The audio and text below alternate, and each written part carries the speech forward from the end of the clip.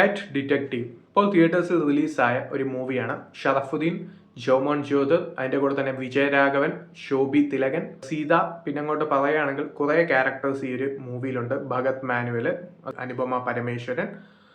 So അങ്ങനെ പോകുന്ന ഒരു സിനിമയാണിത്.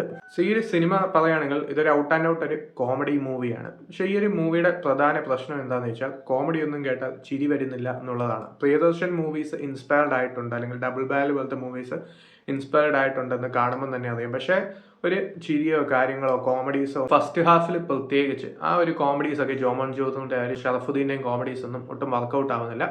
ഒരു അസഹനീയം ആ ഒരു രീതിയിൽ പറയാൻ പറ്റുന്ന രീതിയിലുള്ള കോമഡിയാണ്. എന്തൊക്കെയോ കാണിക്കാൻ നോക്കി എന്തൊക്കെയോ ആയിപ്പോയൊരു സിനിമ എന്നുള്ളൊരു രീതിയിലാണ് ആ ഒരു സിനിമയുടെ ഔട്ട്പുട്ട് വന്നിരിക്കുന്നത്. സെക്കൻഡ് ഹാഫിലോട്ട് വരികയാണെങ്കിൽ സെക്കൻഡ് ഹാഫിലാണ് മെയിനായിട്ട് പിന്നെ ബാക്കിയുള്ള സ്റ്റോറീസും കാര്യങ്ങളൊക്കെ വരുന്നത്. സോ അതിൽ വരുന്ന ലാഫ്റ്റേഴ്സ് എന്ന് വെച്ചാൽ ഒന്നോ രണ്ടോ മൂന്നോ വൺ ലൈനേഴ്സാണ് കൂടുതലും വർക്കൗട്ട് ആയിരിക്കുന്നത്. അതല്ലാതെ നോക്കുവാണെങ്കിൽ കാര്യമായിട്ട് വർക്കൗട്ടായ കോമഡീസോ കാര്യങ്ങളോ ഒന്നുമില്ലാത്ത ഒരു ഫ്ലാറ്റ് ആയിട്ടുള്ള ഒരു മൂവിയാണത്. അങ്ങനെയുള്ള കോമഡീസ് വർക്കൗട്ട് ആവുന്ന രീതിയിലുള്ള ഈ ഒരു ഓഡിയൻസിൻ്റെ ഇടയിൽ ചിലപ്പോൾ വർക്കൗട്ട് ആയേക്കാം. അല്ലാതെ നോക്കുവാണെങ്കിൽ കാര്യമായിട്ട് ഒരു ഇമ്പാക്റ്റും തരാതെ പോയ ഒരു മൂവിയാണ് ഈ ഒരു പെറ്റ് ഡിറ്റക്റ്റീവ് എന്ന് പറയുന്ന ഷറഫുദ്ദീൻ നായകനായിട്ട് വന്ന ഈ ഒരു മൂവി.